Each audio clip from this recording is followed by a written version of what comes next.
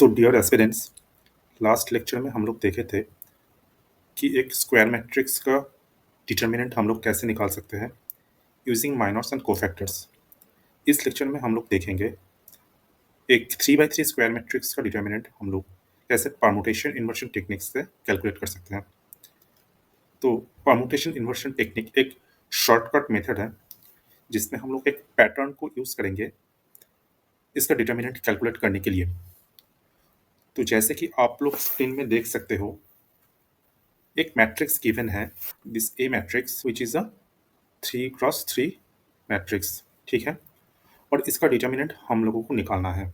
एक चीज़ आप ध्यान दीजिए, ये जो ग्रीन कलर में एलिमेंट्स को कॉन्फाइन किया गया है, इसको इसमें जितने भी एलिमेंट्स हैं इसको डायगोनल एलिमेंट बोला जाता है। डायगोनल एलिमेंट में क्या होता है, मैट्रिक्स के किसी भी एलिमेंट को ए आई जे के फॉर्म में डिनोट करते हैं ना, I comma J, these are what, these are index. तो ए आई जे के केस में जब भी आई इक्वल टू जे है तो वो एलिमेंट को हम लोग एक डायगोनल एलिमेंट बोलेंगे। तो यहाँ पे जो ग्रीन कलर में शेड किया गया है, ठीक है ना, ग्रीन कलर से कवर किया गया है, कौन कौन सा एलिमेंट, A11, A22, A33, इन सबको हम लोग डायगोनल एलिमेंट बोलेंगे, ठीक है। लेकिन आपको एक बात ध्यान देना है कि ये A31, A22, A13 ये डायगोनल एलिमेंट नहीं है।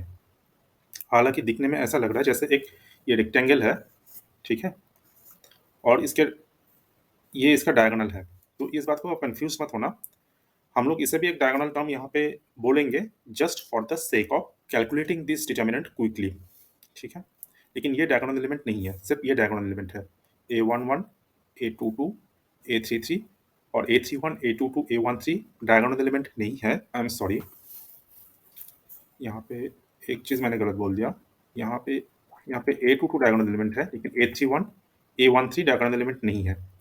तो हम इसको एक डायगोनल टेक्निकली नहीं बोल सकते हैं from matrix point of view, लेकिन इस यहाँ पे कैलकुलेट करने के लिए हम लोग इसे एज अ डायगोनल यूज़ करेंगे, ठीक है। तो आप एक बार इस चीज़ को ध्यान से माइंड में बिठा लीजिए कि जहाँ पे आई इक्वल टू जे है, दोज आर डायगोनल एलिमेंट। तो ये A11, A22, A33 ये सब डायगोनल एलिमेंट है, और A31 और A13 डायगोनल एलिमेंट नहीं है, ठीक है। अभी हम लोग डिटर्मिनेंट कैलकुलेशन को दो हिस्सों में बांट देंगे। एक में हम लोग ए प्लस को कैलकुलेट करेंगे और दूसरे में हम लोग ए माइनस को कैलकुलेट करेंगे, ठीक है। तो ए प्लस कैसे कैलकुलेट करते हैं, तो ए प्लस कैलकुलेट करते समय हम लोग क्या करेंगे, ये जो डायगोनल एलिमेंट है इसमें जितने भी एलिमेंट्स हैं इन सबको हम लोग मल्टीप्लाई कर देंगे। A11, A22, A33 प्लस इस डायगोनल के ऊपर के साइड में जो एलिमेंट है ये ब्लू कलर में दिख रहा है, A12, A23, और नीचे के साइड में ये दोनों छोड़ के इस एलिमेंट को हम लोग मल्टीप्लाई कर देंगे। A12, A23, A31। लास्ट में जो एलिमेंट्स बचा है, कौन सा बचा है, जो ब्लैक कलर वाला बचा है, ठीक है। तो ये A13, A32, A21 इसको जोड़ देंगे, A32, A21, ठीक है। तो ये डिटर्मिनेंट का जो पॉजिटिव वाला टर्म्स है वो यहाँ पे आ गया, ठीक है। अब जो है इसका नेगेटिव वाला टर्म जो है उसको हम लोग कैलकुलेट करेंगे, उसके लिए हम लोग इस पैटर्न को यूज़ करेंगे। तो अब जो भी नेगेटिव टर्म्स है उसके लिए हम लोग क्या करेंगे, ये फिलहाल हम लोग ये रेक्टेंगुलर शेप का डायगोनल हम मान लेंगे। ये जो एलिमेंट्स है आपको फिर से बता रहा हूँ आप लोगों को, A31, A13 ये इस मैट्रिक्स का डायगोनल नहीं है, ठीक है। मैट्रिक्स का डायगोनल के लिए I इक्वल टू जे वाला कंडीशन सेटिस्फाई करना चाहिए, जो कि सिर्फ ये एलिमेंट सेटिस्फाई कर रहा है, ये और ये एलिमेंट A31, A13 सेटिस्फाई नहीं कर रहा है। तो इस लाइन में, ये जो लाइन है इसमें only A22 is the diagonal element, A31, A13 are not diagonal elements. तो ये दोनों इस मैट्रिक्स का डायगोनल तो है नहीं, लेकिन अगर हम लोग इसे एक रेक्टेंगुलर शेप मान ले, एक रेक्टेंगुलर शेप में क्या होता है, एक डायगोनल ये होता है ना। तो ये हम लोग ग्रीन से दिखाते हैं, जो कि वहां पे दिखाते हैं, ये ग्रीन और ये योलो। ठीक है, तो शेप का तो ये डायगोनल होता है ना, तो यहाँ पे जो हम लोग योलो लाइन से एक डायगोनल एलिमेंट को एक डायगोनल दिखाने की कोशिश किया है हम लोगों ने, वो इसको रेक्टेंगल मान के, वो चीज़ क्या है, इसे अगर हम लोग रेक्टेंगल मान ले तो इस शेप का डायगोनल है, मैट्रिक्स का डायगोनल एलिमेंट कतई नहीं है। ठीक है, तो इस शेप का डायगोनल, अभी जब हम लोगों को इसका नेगेटिव वाले टर्म्स को कैलकुलेट करना है, हम लोग क्या करेंगे, ये जो शेप का डायगोनल है, रेक्टेंगुलर शेप का जो डायगोनल है, ये सारे एलिमेंट्स को हम लोग मल्टीप्लाई कर देंगे, that is A13 into A22 into A31 plus, फिर से देखो इसके नीचे वाला, लास्ट टाइम क्या था पॉजिटिव के लिए, इसके ऊपर वाले इस डायगोनल एलिमेंट के ऊपर वाले जो नियरेस्ट डायगोनल है, नियरेस्ट लाइन है, उसको मल्टीप्लाई किए थे। यहाँ पे ये जो एलिमेंट्स है, इसके नीचे वाले जो एलिमेंट्स है A32 A23 जो कि ब्लू कलर से दिखाया गया है, हम लोग उसको मल्टीप्लाई करेंगे A32 A23 into opposite side में ये दोनों छोड़ के उसके जो एक्सट्रीम में है, ठीक है, ये ब्लू वाला, इसको मल्टीप्लाई कर देंगे प्लस, अब जो रिमेनिंग एलिमेंट्स है कौन सा है, ये ब्लैक कलर वाला A33, ये डायगोनल से जो फार्देस्ट एलिमेंट है A33 A12 A21, ठीक है, A33 A12 A21, तो ये सारे जो नेगेटिवली इस डिटर्मिनेंट पे कंट्रीब्यूट करेंगे, इसको जोड़ दिए। अब जब डिटर्मिनेंट हम लोग को कैलकुलेट करना होगा, हम लोग सिंपली पहले ये पॉजिटिव वाले साइड्स को ऐड करेंगे, उससे नेगेटिव वाले साइड्स को सब्सट्रैक्ट करेंगे, बस इतना ही है। ठीक है, तो अगर हम लोग एक एग्जाम्पल लेते हैं तो ये चीज़ें बहुत ही जल्दी से क्लियर हो जाएगा। तो मान लीजिए हम लोग के पास कोई मैट्रिक्स है 1 3 5 2 1 3 1 3 4, ठीक है, कोई रैंडम सा मैट्रिक्स हम लोग ले लिए, इसका डिटर्मिनेंट हम लोग को कैलकुलेट करना है। तो लास्ट टाइम हम लोग क्या देखे थे, जो कन्वेंशनल मेथड है, एक एक एलिमेंट एक एक रो को लेके उसका माइनर्स कोफैक्टर्स निकालना है। लेकिन यहाँ पे जब हम लोग परमुटेशन इन्वर्शन टेक्निक यूज करेंगे, तो हम लोग इसका डिटर्मिनेंट कैलकुलेशन को दो हिस्से में बांट लेंगे। पहला हिस्सा होगा ए पॉजिटिव, जिसमें ये डायगोनल एलिमेंट, ग्रीन से दिखाते हैं, ये डायगोनल एलिमेंट और इसके ऊपर वाले जो भी एलिमेंट्स है उसको उस पैटर्न के अकॉर्डिंगली हम लोग मल्टीप्लाई करके ऐड कर देंगे। ठीक है, तो इसमें क्या आएगा, अकॉर्डिंग टू दैट पैटर्न अगर हम लोग इसको मल्टीप्लाई कर दें, this will B 1 into 4 plus 3 into 3 into 1 plus 5 into 2 into 3। ठीक है, नेक्स्ट एलिमेंट क्या था, ब्लू था ना, तो ये दोनों और उसके साथ इसको, ठीक है, मतलब ये डायगोनल, इसके ऊपर जो नियरेस्ट एलिमेंट है, इसके नीचे नियरेस्ट एलिमेंट को छोड़ के फार्देस्ट एलिमेंट को मल्टीप्लाई करना है। फिर जब इसका फार्देस्ट एलिमेंट लेंगे, ब्लैक कलर से दिखाते हैं, फिर ये फार्देस्ट छोड़ के बाकी दोनों को लेना है। ठीक है, तो इसको इसका क्या आएगा, 4 प्लस 9 प्लस 30, दैट इज 43 आ गया। ठीक है, अभी हम लोग इसका नेगेटिव वाले जो पार्ट है उसको कैलकुलेट करेंगे। फिर से एक बार लिख लेते हैं इस मैट्रिक्स को। अभी क्या है, जो इस अरेंजमेंट का शेप है उसका जो ऑपोजिट डायगोनल है, ठीक है ना, ये वाले एलिमेंट्स को पहले मल्टीप्लाई करेंगे, उसके साथ जो इस डायगोनल, जो शेप का डायगोनल है, मैट्रिक्स का नहीं, ये बात ध्यान में रखना, ये शेप का डायगोनल का जो नियरेस्ट एलिमेंट है नीचे में, इन दोनों को मल्टीप्लाई करेंगे, और ऊपर के साइड में जो फार्देस्ट एलिमेंट है इसको मल्टीप्लाई करेंगे, उसको जोड़ देंगे, और फाइनली ये नीचे के जो फार्देस्ट एलिमेंट है 4, उसको इन दोनों के साथ मल्टीप्लाई करके जोड़ देंगे।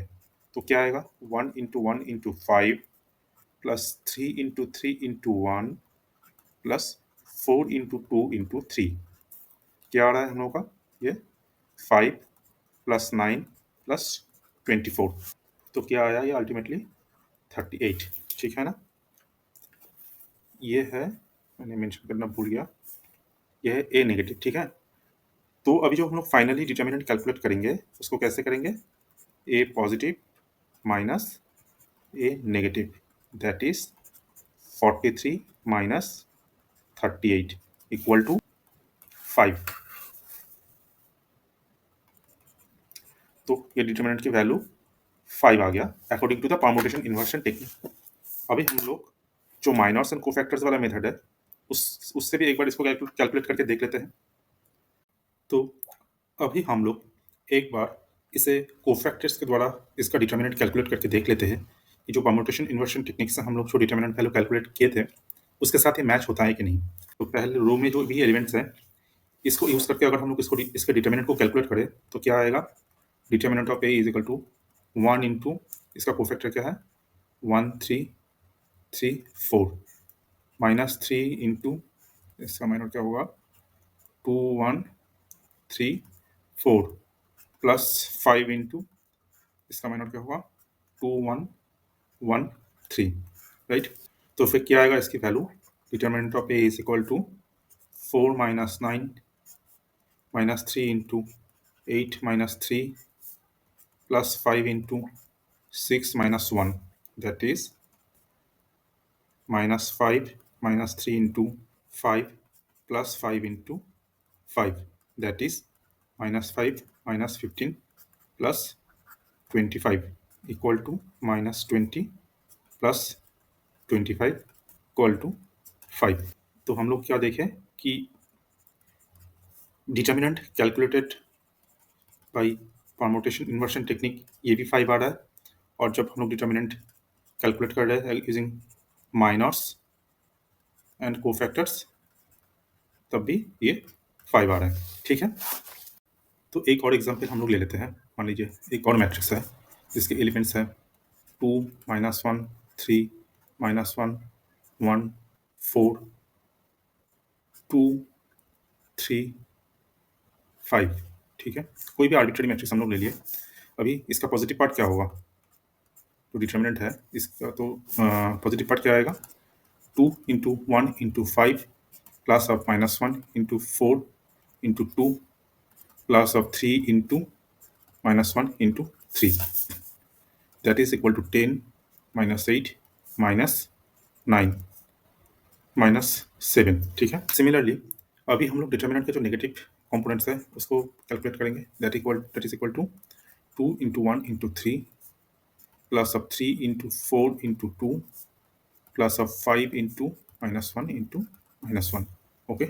तो 6 प्लस 24 प्लस 5, ओके 35, ठीक है। तो फिर डिटर्मिनेंट की वैल्यू क्या आएगा अभी यहाँ पे, डिटर्मिनेंट इज इक्वल टू ये पॉजिटिव माइनस ऑफ ये negative, that is equal to minus 7 minus of 35 equal to minus of 42, ठीक है। अभी इसका डिटर्मिनेंट को हम लोग माइनर्स एंड कोफैक्टर्स के द्वारा फिर से कैलकुलेट करके देखते क्या आता है, ठीक है। तो ए क्या आएगा 2 into 1 4 3 5 minus of minus 1 into minus 1 4 2 5 plus of 3 into minus 1 1 2 3। तो क्या आया इसका डिटर्मिनेंट, तो क्या आया ये A is equal to 2 into 5 minus 12 plus 1 into minus 5 minus 8 plus 3 into minus 3 minus 2, that is 2 into minus 7 minus of 13 plus 3 into minus 5, that is minus 14 minus 13 minus 15, okay. तो इसकी वैल्यू क्या आ गया -42, ठीक है। तो देखिए फिर से यहाँ पे हम लोग परम्यूटेशन इन्वर्सन से जो कैलकुलेट किए वो -42 है, और दूसरा जो माइनर्स एंड कोफैक्टर्स के द्वारा कैलकुलेट किए वो भी -42 है, ठीक है। तो यहाँ पे हम लोग एक ब्रीफ आइडिया दे देंगे कि ये इन्वर्शन टेक्निक है क्या, मतलब कहाँ से आ रहा है, इसका रूट्स कहाँ पे है। तो इसको डिस्क्राइब करने से पहले ये बात क्लियर कर देना चाहता हूँ कि ये जानना ज़रूरी नहीं है सबके लिए। डिटर्मिनेंट निकालने के लिए जो मैंने पैटर्न वाला फॉर्मूला इससे पहले दिखाया था, that is more than enough to calculate determinant. ये जानना आवश्यक नहीं है, तो जो लोग इसे स्किप करना चाहते हो they can skip it without any. ये स्किप करने से आप लोगों को डिटर्मिनेंट कैलकुलेशन में कोई दिक्कत नहीं आएगा अकॉर्डिंग टू द पैटर्न जो मैंने पहले आप लोगों को दिखाया था। लेकिन अगर कोई इंटरेस्टेड है ये जानने के लिए कि ये रूट्स कहाँ पे है, ये कहाँ से आया ये फॉर्मूला टेक्निक, तो उन लोगों के लिए एक बेसिक आइडिया देने के लिए मैं इसका एक ब्रीफ इंट्रोडक्शन या एक ब्रीफ समरी यहाँ पे बताने की कोशिश करूँगा। तो सबसे पहले आप एक सिंगल मैट्रिक्स देख लीजिए A11, ठीक है। इसका डिटर्मिनेंट क्या होगा A11, ठीक है। सिंपली A11 वैल्यू इसका डिटर्मिनेंट होगा। एक अगर दूसरा मैट्रिक्स हो 2 by 2 matrix A11 A12 A21 A22, इसका डिटर्मिनेंट क्या होगा? A11 A22 minus A21 A22। तो आप देखिए जब मैट्रिक्स में सिंगल एलिमेंट था उसका डिटर्मिनेंट भी सिंगल वैल्यू का था है। जब मैट्रिक्स 2 by 2 का है तो उसके डिटर्मिनेंट के हर एक टर्म में मैट्रिक्स के दो दो एलिमेंट आ रहा है, ठीक है। अच्छा, इससे पहले आप लोगों को मैंने बताया था कि जो एक मैट्रिक्स है उसको हम लोग ए आई जे के फॉर्म में लिख सकते हैं ना। यहाँ पे I comma J, what are this? These are index, ठीक है। तो यहाँ पे देखिए, यहाँ पे 1, यहाँ पे 2, यहाँ पे 2, यहाँ पे 2। सॉरी मैंने गलत किया ना, यहाँ पे आई एम सॉरी, गलत हुआ है। हाँ, इसका डिटर्मिनेंट क्या होता है? A11 A22 minus A21 A12, ठीक है। तो इंडेक्स में देखिए हर टर्म में I1 2 2 1, मतलब आई इक्वल टू दोनों टर्म ले रहा है ना, जे इज इक्वल टू 1, 2, ठीक है। जैसे मतलब हर एक टर्म में अगर ये टर्म और ये टर्म मिला के देखा जाए तो इसमें I equal to 1 J is equal to 1, इसमें I is equal to 2 J is equal to 2, इसमें आई इज इक्वल टू 2 तो इसमें आई इज इक्वल टू 1, इसमें जे इज इक्वल टू 1 तो इसमें जे इज इक्वल टू 2। मतलब आई 1, 2 जे 1, 2 ये वैल्यू हर एक टर्म में है, ठीक है, हर एक टर्म में है। अब अगर आप लोग यहाँ पे ध्यान से इनके सारे टर्म्स को देखोगे तो यहाँ पे भी देखेंगे कि हर एक टर्म में आई ने 1, 2, 3 वैल्यू लिया है, जे ने 1, 2, 3 वैल्यू लिया है। ये इस टर्म में भी है, ये वाला टर्म में भी है, ये वाला टर्म में भी है, ये वाला टर्म में भी है, ये वाला टर्म में भी है, ये वाला टर्म में भी है, ठीक है। तो जैसे हम लोग माइनर्स एंड कोफैक्टर्स में केस में क्या हुआ था कि जैसे एक एलिमेंट से दूसरे एलिमेंट शिफ्ट करते हैं तो प्लस से माइनस साइन आता है, फिर माइनस से प्लस साइन आता है ना। सिमिलरली यहाँ से प्लस से माइनस, माइनस से प्लस। तो इस चीज़ को हम लोग इंडेक्स के माध्यम से भी ट्रैक कर सकते हैं। ये परमुटेशन इन्वर्शन टेक्निक बेसिकली वही चीज़ है, ठीक है। और ये पैटर्न ऑब्जर्व किया गया है कि जैसे ही इन्वर्शन होता है सिंगल ऑड नंबर ऑफ इन्वर्शंस में ये नेगेटिव टर्म देगा और इवन नंबर ऑफ इन्वर्शंस में ये पॉजिटिव टर्म देगा, ठीक है। पहले आप देखिए ये सारे टर्म्स में, इस टर्म में, इस टर्म में, इस टर्म में क्या है, पहले A1 A2 A3 हर एक में इसी फॉर्मेट में लिखा गया है, ठीक है ना। अब जब सेकंड टर्म, तो पहले A1 A2 A3 इसको हम लोग मार्क कर लिए, फिर यहाँ पे भी अगर हम लोग उसी सीक्वेंस में लिखते हैं तो क्या हुआ, क्या लिखा है यहाँ पे? An inversion happens when a smaller number comes after a bigger one. तो यहाँ पे ऐसा कुछ हो रहा है क्या? Smaller number comes after bigger one, ऐसा तो नहीं हो रहा है। यहाँ पे 1, 2, 3 ये सीक्वेंस है, दैट मीन्स ये वाला कंडीशन सेटिस्फाई नहीं कर रहा है, that means there is no inversion here, no inversion. तो ये टर्म क्या होगा? ये टर्म पॉजिटिव हो जाएगा, ठीक है। दूसरा टर्म को देखते हैं A3। अब यहाँ पे क्या है? 3, 1, 2, तो इसका सीक्वेंस लिख लो आप, 3, 1, 2। क्या लिखा था? An inversion happens when a smaller number comes after a bigger one. यहाँ पे हुआ है, बिल्कुल हुआ है। एक बार क्या हुआ, 1, 3 के बाद में आया, तो ये जो सीक्वेंस है 1, 3 के बाद में आया, this will be counted as one inversion. और यहाँ पे देखिए 2, 3 के बाद आया, ठीक है ना, smaller number is coming after bigger one, तो इसको हम लोग एक अनदर इंडिपेंडेंट इन्वर्शन मानेंगे, ठीक है। दिस इज अनदर इन्वर्शन, ये भी एक इन्वर्शन हो गया। तो टोटल क्या हुआ? 1 + 1 2 इन्वर्शन हो गया, दैट मीन्स ये पॉजिटिव टर्म हो गया ना, इवन नंबर ऑफ इन्वर्शन हुआ है। सिमिलरली अब हम लोग तीसरे टर्म को देखते हैं, A1 A2 A3, और रेटिंग से हम लोग अगर इसको मार्क करें क्या आ रहा है थर्ड टर्म को, 2, 3, 1, इसमें क्या हो रहा है 2, 3, 1। तो इसमें कितना इन्वर्शन है? यहाँ पे smaller number comes after bigger one नहीं हो रहा है, bigger number is coming after smaller one, तो ये इन्वर्शन नहीं है, ठीक है। यहाँ पे एक इन्वर्शन है, देखिए, ठीक है, एक smaller number is coming after bigger one, और ये भी एक इन्वर्शन है, ठीक है। तो दिस इज वन इन्वर्शन और ये भी एक इन्वर्शन है, अनदर इन्वर्शन। तो टोटल कितना होगा 1 + 1 2 इन्वर्शंस, दैट मीन्स ये भी पॉजिटिव हो गया। ठीक है, अब जो ये तीसरा टर्म है इसमें क्या है, फिर से हम लोग लिख लेते हैं ऐसे A1 A2 A3 और यहाँ पे क्या है 1 3 2, तो इसको अगर हम लोग लिख लें 1 3 2, तो लॉजिक क्या था कि an inversion happen when a smaller number comes after a bigger one. क्या यहाँ पे ऐसा हो रहा है? इस केस में तो ऐसा नहीं हो रहा है, इस केस में भी ऐसा नहीं हो रहा है, लेकिन इस केस में ऐसा हो रहा है। 2 is a smaller number coming after 3। ठीक है, तो यहाँ पे कितना इन्वर्शन है? Just 1 inversion. तो कितना हो गया? ऑड नंबर ऑफ इन्वर्शंस हो गया ये, इसलिए ये नेगेटिव साइन होगा। तो ये सिमिलरली हम लोग बाकी का भी कैलकुलेट करके देख पाएंगे। तो सिमिलरली हम लोग अगर बाकी का टर्म में भी देखेंगे, जहाँ पे भी ऑड इन्वर्शंस होगा वहाँ पे नेगेटिव साइन आएगा, जहाँ पे भी इवन नंबर ऑफ इन्वर्शंस होगा वहाँ पे पॉजिटिव साइन आएगा, और जो माइनर कोफैक्टर वाला चीज़ है वही इसमें रिफ्लेक्टेड होता है।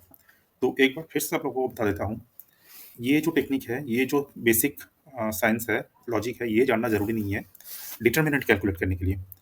आपको अगर डिटर्मिनेंट कैलकुलेट करना ही है तो आप लोग डायरेक्ट ये फॉर्मूला अप्लाई करो और डिटर्मिनेंट को कैलकुलेट कर लो, कोई ज़रूरत नहीं है ये जानने के लिए कि कैसे हो रहा है।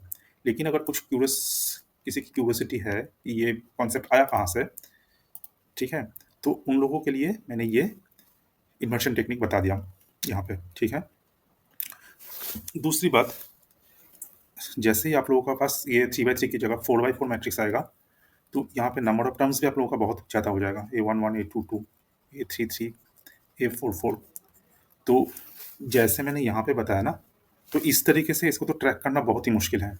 3/3 मैट्रिक्स के लिए लकीली हम लोगों के पास ये पैटर्न डेवलप हो गया, जिससे जो मैंने रिकॉग्नाइज कर पाया था, जो आप लोगों को बता रहा हूँ, ताकि आप लोग आसानी से जल्दी से कैलकुलेट कर पाऊँ। तो हो सकता है 4/4 मैट्रिक्स के लिए भी इस तरह का कोई पैटर्न हो, लेकिन मैंने अभी तक ऐसा कोई पैटर्न नोटिस नहीं किया है, तो डिस्कवर भी नहीं किया है। तो मेरा सजेशन यही होगा कि ये सब मैट्रिक्स के लिए आप लोग don't use permutation inversion technique, क्योंकि इसका कोई पैटर्न नहीं मिलेगा। एटलीस्ट मेरे पास तो अभी नहीं है, मैंने भी इसको स्टडी नहीं किया हूँ, ऑब्जर्व भी नहीं किया हूँ। ठीक है, तो इसको आप लोग एक्सक्लूसिवली 3/3 मैट्रिक्स के लिए ही यूज़ करना, यूज़ ओनली फॉर कि use permutation inversion technique only to calculate determinant of a 3/3 matrix. ठीक है, 4/4 को आप अवॉइड करना, हायर फॉर्म ऑफ मैट्रिक्स को अवॉइड करना, और 2/2 तो बहुत इजीली आपको कैलकुलेट कर ही लोगे।